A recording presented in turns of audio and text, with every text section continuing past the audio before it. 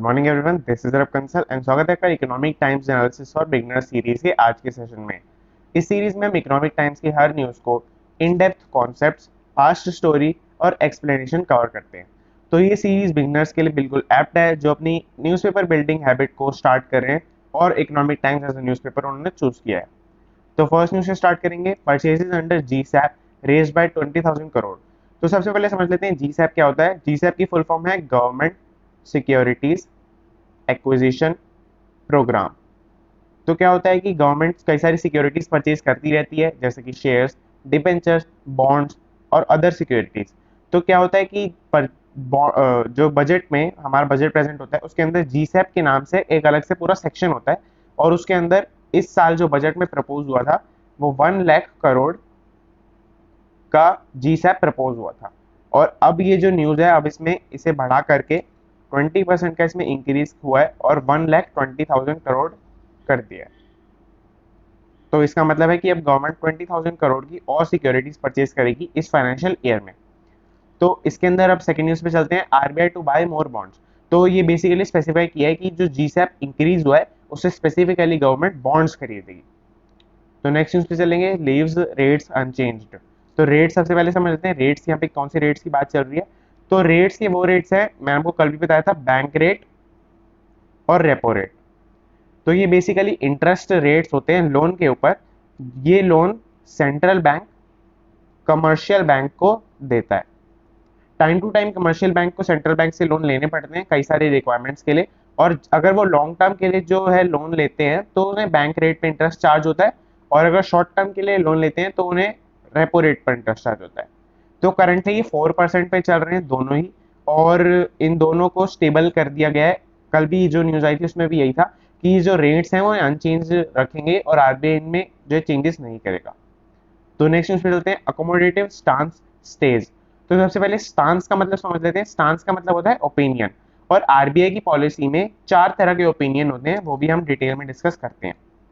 तो स्टांस को मैं थोड़ा इधर लेके जाता हूँ और यहाँ पे आपको स्टांस का सबसे पहले मीनिंग लेके देता हूँ। ओपिनियन कि कोई जैसे अगर जो हमारे यहाँ पे आरबीआई के गवर्नर हैं श्रीकांता दास, तो ऐसी कोई भी गवर्नर होगा या कोई भी पॉलिसी मेकर होगा उसका क्या ओपिनियन है पॉलिसीज को लेकर, और मतलब उसका बेसिक जनरल सेंस में क्या ओपिनियन है कई सारी चीजों को लेकर, उसके बेसिस पे 4 ओपिनियन बनते हैं। मतलब बेसिकली 4 कैटेगरीज में इसको डिवाइड कर सकते हैं, वो हम चारों डिस्कस करते हैं। चारों स्टांस डिस्कस करेंगे। इसके अंदर है फर्स्ट होता है अकोमोडेटिव। ये इस न्यूज के अंदर भी इसी जो स्टांस की विश्लेषण किया है, मतलब बताया हुआ है अकोमोडेटिव। सेकंड है आपका डोविश, यहाँ पे गलत हो गया, डोविश। और तीसरा होता है हॉकिश। मैं आपको पहले लिख देता हूँ, फिर हर के अंदर क्या कैरेक्टरिस्टिक होते हैं वो मैं बताऊंगा। और तीसरा होता है न्यूट्रल। तो चारों डिस्कस करते हैं। अकोमोडेटिव होता है जिसके अंदर जो ओपिनियन होता है, जो आरबीआई के गवर्नर है या जो पॉलिसी मेकर है उनका, वो जनरली इंक्लाइंड होता है इंक्रीज करना स्पेंडिंग में, कि आप स्पेंडिंग इंक्रीज करोगे तो गवर्नमेंट पूरी इकोनॉमी के अंदर मनी पंप करेगी। यानी कि जैसे गवर्नमेंट सिक्योरिटी परचेज करेगी, कुछ भी परचेज करेगी, तो उससे क्या होगा कि पूरी जो इकोनॉमी के अंदर पैसा जाएगा, तो उससे हमारी इकोनॉमी की ग्रोथ पॉसिबल होती है। ये अकोमोडेटिव ओपिनियन है। दूसरा डोविश। डोविश का मतलब है लो इंटरेस्ट रेट्स, कि ये जो इंटरेस्ट रेट्स हैं बैंक रेट और रेपो रेट और भी हो सकते हैं इंटरेस्ट रेट्स ऐसे ही, तो ये इंटरेस्ट रेट्स को लो रखना ताकि जो है कमर्शियल बैंक ज़्यादा से ज़्यादा लोन ले पाए, और अगर कमर्शियल बैंक लोन लेगा तो वो आगे पास ऑन करता है लोन जनरल पब्लिक को, और जो पूरी इकोनॉमी के अंदर मनी पंप होती है। तो तीसरा डिस्कस कर लेते हैं हाई इंटरेस्ट रेट। इसका कैरेक्टरिस्टिक है हॉकिश जो है स्टांस का, हाई इंटरेस्ट रेट्स। तो इनमें क्या बिलीव रहता है कि अगर आप हाई इंटरेस्ट रेट रखोगे तो कमर्शियल बैंक ज़्यादा जो है मनी पर बोरो नहीं कर पाएंगे, और आगे जनरल पब्लिक के पास भी ज़्यादा मनी नहीं जाएगी। इससे इन्फ्लेशन कंट्रोल में आएगा और पूरी इकोनॉमी की ग्रोथ पॉसिबल होगी।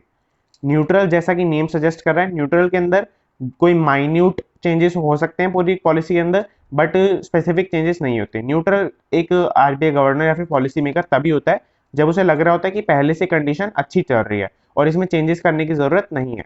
यहाँ पे अच्छी, ये टिक का मतलब है कि कंडीशंस जो चल रही हैं, और यहाँ पे क्रॉस का मतलब है चेंजेस करने की रिक्वायरमेंट नहीं है। तो हमने बहुत ही डिटेल में डिस्कस कर लिया स्टांस को, और अब हम आगे चलते हैं। Financial 2022 growth forecast cut by percentage up to 9.5%।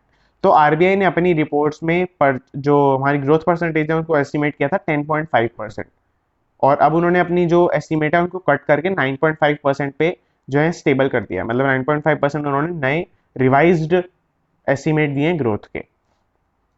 तो नेक्स्ट न्यूज़ पे चलेंगे। ये पूरा ईटी इंटरव्यू का सेक्शन होता है, इसके अंदर इकोनॉमिक टाइम्स अपना पर्सनल इंटरव्यू कंडक्ट कराते हैं, और ये आज का इंटरव्यू है केवी सुब्रमण्यम, हमारे चीफ इकोनॉमिक एडवाइजर हैं गवर्नमेंट ऑफ इंडिया के, तो इनके साथ जो है हमारा इंटरव्यू का सेशन पढ़ते हैं।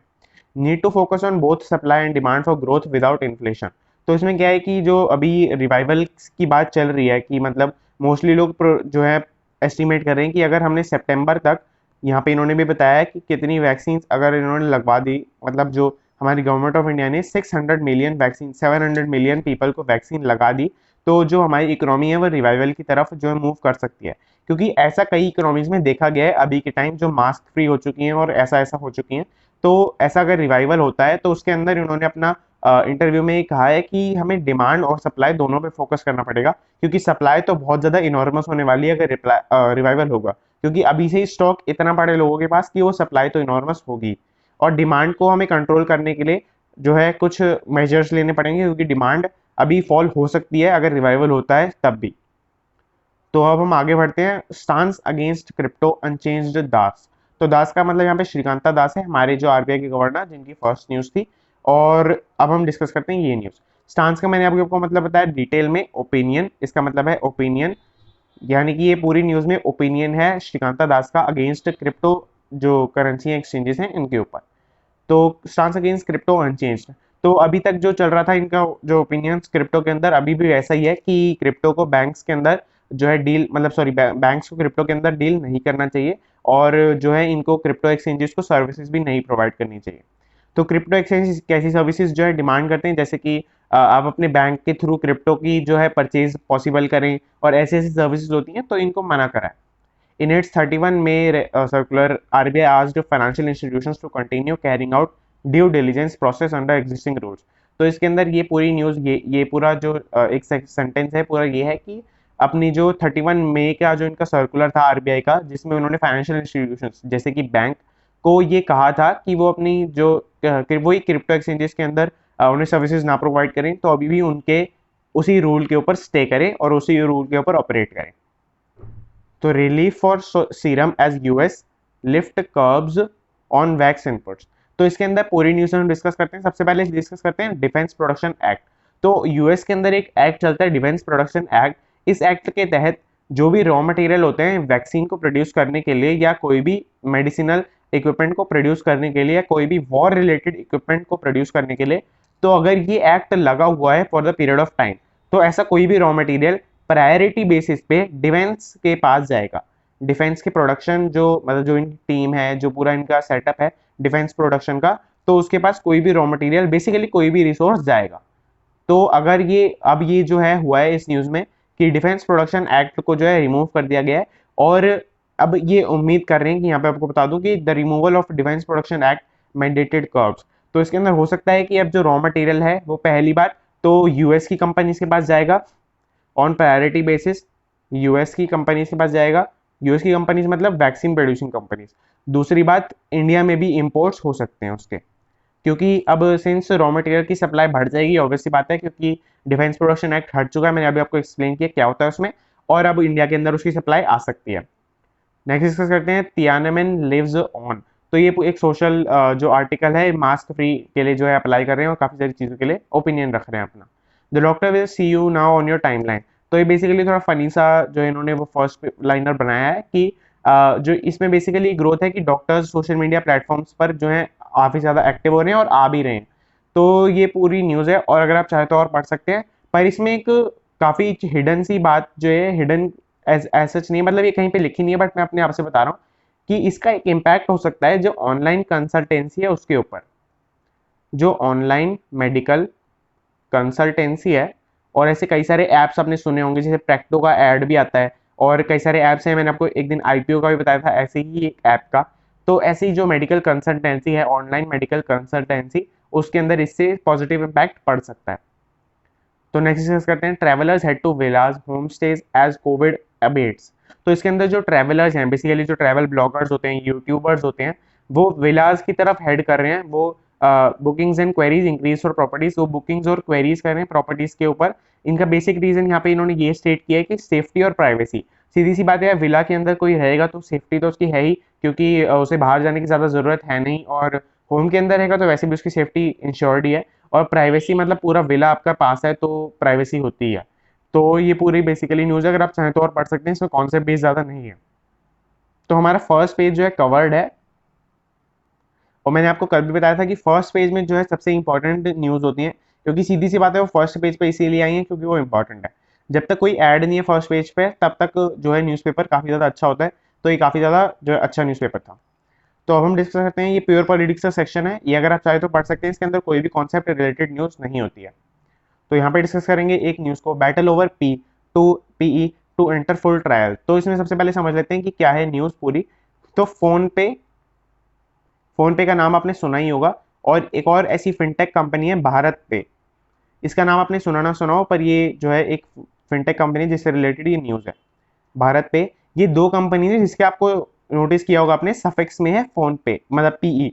तो क्या है कि फोन पे ने अलेज किया है, फोन पे मैं आपको बता देता हूँ कि वॉलमार्ट जो है बैक्ड फर्म है, मतलब वॉलमार्ट इसका मेजर इन्वेस्टर है, और भारत पे दिल्ली बेस्ड कंपनी है, और ये मतलब जो इसके प्रमोटर्स हैं वही इसके मेजर स्टेक होल्डर्स हैं। तो फोन पे ने भारत पे को अक्यूज किया है कि वो उसके जो जो जो सफिक्स है, यहाँ पे लिखता हूँ एक वर्ड सफिक्स होता है, सफिक्स मतलब जो एक वर्ड के पीछे लगता है, वो पीई एक उनका सफिक्स है जो उनका कॉपीराइट है और उनको यूज नहीं करना चाहिए। यहाँ पे मैं आपको बता दूं कि digital payment firms BharatPe and PhonePe are finally headed for full trial over the word Pe pronounced as pay after nearly 2 years of court proceedings. Walmart backed PhonePe, which had filed a lawsuit against New Delhi-based BharatPe claiming trademarks. ये trademark है उनके suffix के ऊपर, जो PE है पे, उनको pronounce करने के लिए उन्होंने बोला है, और it has withdrawn an injunction clear in Delhi high court and instead sought a speedy disposal of main lawsuit. तो इसके ऊपर ये अब स्पीडी जो है एक रिट्रेसल इनके ऊपर सूट कर, लॉ सूट के ऊपर जो इन्होंने बेसिकली केस डाल दिया, लॉ सूट का मतलब होता है केस, केस डाल दिया, तो उसके ऊपर स्पीडी यानी कि जल्दी से जल्दी इसके ऊपर मतलब बेसिकली सेइंग एक्सपेक्ट कर रहे हैं कोर्ट की। Electronics makers restart plans may take a hit on parts shortage. तो अगर आप चाहे तो पढ़ सकते हैं, बहुत ही बेसिक न्यूज़ है। और Serum Institute gets approval to manufacture Russia's Sputnik 5। तो सीरम इंस्टीट्यूट को बेसिकली हेडलाइन में सेल्फ एक्सप्लेनेटरी न्यूज़ है कि सीरम इंस्टीट्यूट को अप्रूवल मिल गया कि अब वो रशिया से जो स्पुतनिक 5 वैक्सीन है वो प्रोड्यूस कर सकते हैं। नेक्स्ट डिस्कस करते हैं, government caps trade margin of O2 concentrators at 70%। तो ये O2 ट्रेड मार्जिन में डिस्कस कर लेता हूँ कि अगर ये बेसिकली न्यूज़ है कि O2 कंसंट्रेटर्स यानी कि आप ऑक्सीजन सिलेंडर बोल सकते हैं इसको लेमैन लैंग्वेज में, तो ये 70% पे इन्होंने मार्जिन सेट किया है। तो इसका मतलब ये है कि अगर किसी प्रोड्यूसर को 100 रुपये का O2 कंसंट्रेटर प्रोडक्शन के टाइम पड़ रहा है, तो वो मैक्सिमम 170 का जो है सेल कर सकता है, ऐसे सेल की कंज्यूमर के पास 170 का पहुंचे। और दूसरी बात, अगर आपको लग रहा हो कि ये अभी इन्होंने गवर्नमेंट ने बहुत ज्यादा पे सेट किया है, तो ऐसा नहीं है। इसी न्यूज में ये कवर्ड है कि इस टाइम पे ये 198% पे चल रहा है, यानी कि अगर किसी प्रोड्यूसर को 100 पे चल रहा है पड़ रहा है प्रोडक्ट, तो वो 298 तक भी बेच रहे हैं अपने प्रोडक्ट को। तो आगे डिस्कस करेंगे, e com delivery companies, COS is nothing but companies ramp up vax on frontline staff. ये बेसिकली रैंप अप का मतलब है कि वैक्सीनेशन लगवा रहे हैं वो अपने फ्रंटलाइन स्टाफ पे, यानी कि जो डिलीवरी स्टाफ है उनके ऊपर। तो ये पॉजिटिव न्यूज़ है काफ़ी ज़्यादा, और ये अच्छी है हमारी इकोनॉमी के लिए, मतलब सॉरी जो पैंडेमिक में जो सिचुएशन चल रही है उसके ऊपर। Forex reserves hit a record of 600 billion. तो ये बहुत इंटरेस्टिंग न्यूज़ है, बहुत इंडिया के लिए पॉजिटिव न्यूज़ है कि फॉरेक्स रिजर्व्स अभी 600 बिलियन का रिकॉर्ड सेट कर चुके हैं। और ये आपको यहाँ पे टाइमलाइन के बेसिस पे इन्होंने दिखाया है कि 2003 से लेकर के आज तक, यानी कि पूरे पूरे 18 साल में कितना ग्रोथ रही है। 2003 में 100 करोड़ के आसपास था, फिर 2007 में 200 करोड़, 300 करोड़, 400, और आज के टाइम पे 6x टाइम्स बढ़कर ये 600 करोड़ पे चला गया है इन 18 ईयर्स। तो ये आप पूरा आगे पढ़ सकते हैं, इसके अंदर इन्होंने बेसिकली यही डेटा जो टेबल दिया वो एक्सप्लेन किया आगे न्यूज़ में। अभी हम नेक्स्ट न्यूज़ डिस्कस करते हैं, लोन रेजिक recap for small companies double. ये फर्स्ट पेज पे भी न्यूज़ थी, पर फर्स्ट पेज मैंने छोड़ दी थी क्योंकि बहुत ही ये बस इतना सा आर्टिकल था फर्स्ट पेज में, तो हमने यहाँ पे डिस्कस कर लेते हैं इसको। रिजिक का मतलब होता है कि जो लोन लेने की capacity cap for small companies, COS is nothing but companies doubled. तो क्या होता है कि जो स्मॉल कंपनीज हैं वो लोन ले सकती थी अब तक 25 करोड़ का सेंट्रल बैंक से, तो अब इसको इंक्रीज करके डबल करके 50 करोड़ तक कर दिया है। पूरा जो इनका लोन लेने की कैपेसिटी है, कैप है उसको। और रीजिक का मतलब होता है लोन लेना, लोन लेने की कैप, कैप मतलब कैपेसिटी।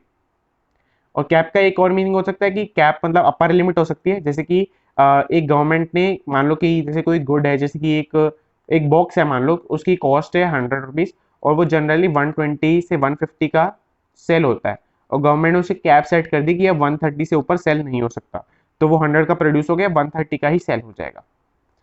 तो ये पूरी न्यूज़ है, अगर आप चाहें तो आगे पढ़ सकते हैं, ये पूरा यही एक्सप्लेन किया हुआ है। तो नेक्स्ट डिस्कस करेंगे, ये पूरी एड्स हैं, और ये एड्स नहीं होते बेसिकली, मैंने आपको कल भी बताया था, फाइनेंशियल स्टेटमेंट्स हैं। जैसे कि ये आपको दिख रहा होगा, टोटल इनकम, इनकी net profit and loss, total comprehensive income for the period, और ये कंसोलिडेटेड और इन्होंने स्टैंड अलोन, ये दोनों बताए होते हैं हर न्यूज़ में।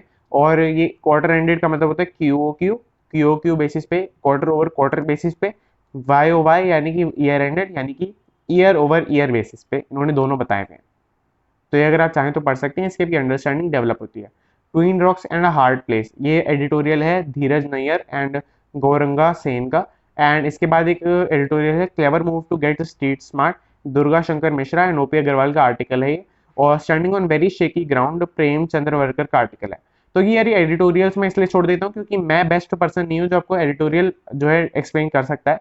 और ये आप खुद काफी बेसिक होते हैं कि अगर आप खुद भी पढ़ेंगे तो आपको समझ में आ जाएगा, थोड़ी वोकेबलरी की दिक्कत आती है। उसके लिए आप अगर आप यूट्यूब पे सर्च करें कि editorial discussion on economic times, तो आपको अच्छी वीडियोस उसमें मिल जाएंगी। तो ये पूरी न्यूज़ है, अगर आप आगे चाहें तो पढ़ सकते हैं, बस इसमें बेसिकली ये गेम्स वगैरह आते हैं, और ये पूरा सेक्शन है around the world and economy का, ये अगर आप चाहें तो पढ़ सकते हैं। इसके अंदर कॉन्सेप्ट बेस्ड न्यूज़ नहीं है, अगर वो होती है तो मैं कवर कर लेता हूँ। तो हमारा न्यूज़पेपर कवर्ड है, ये सेकंड जो लास्ट सेक्शन है सैटरडे फीचर, ये सैटरडे स्पेसिफिक सेक्शन है, आज सैटरडे है जो क्योंकि। और इसके अंदर जो बेसिकली सोशल ट्रेंड्स और ऐसे जो डार्क साइड नेम्स ऐसे करके आर्टिकल्स होते हैं, अगर आप चाहें तो पढ़ सकते हैं। तो दैट्स इट, हमारा जो है पीडीएफ डिस्कशन जो कवर्ड है। और एज यूजुअल मैं आपकी पीडीएफ को डिस्क्रिप्शन के अंदर लिंक कर दूंगा, और टेलीग्राम ग्रुप को जरूर ज्वाइन कर लें। कल भी उसके अंदर 2-3 क्वेरीज आई थी, एक क्वेरी मैं आपको उसके अंदर डिस्कस कर लेता हूँ कि उसके अंदर था कि आप कितने बजे जो है इस न्यूज़पेपर को आप उसमें से पीडीएफ में से डाउनलोड कर सकते हैं। तो पीडीएफ वैसे तो मैं टेलीग्राम ग्रुप पे और ड्राइव की लिंक पे दे ही देता हूँ। और एक और क्वेरी थी उसके अंदर कि स्टॉक मार्केट के ओपनिंग और क्लोजिंग टाइम से रिलेटेड, तो मैंने उसको वहाँ पे क्लियर कर दिया था क्योंकि वो थोड़े जो बेसिक बिगिनर थे। तो 9:15 के आसपास जो आपका स्टॉक मार्केट खुलता है और 3:15 के आसपास, 3:20 के आसपास क्लोज होता है। तो ये बेसिक क्वेरी थी, मैंने आपको उनके अंदर जो जिन्होंने पूछा था उसके अंदर मैंने आपको एक्सप्लेन कर दिया था। और ऐसी ऐसी क्वेरीज के लिए मैं बेसिकली बताना चाह रहा हूँ कि आप टेलीग्राम ग्रुप को जरूर ज्वाइन कर लें, वन ऑन वन कन्वर्सेशन हो सकती है हमारी।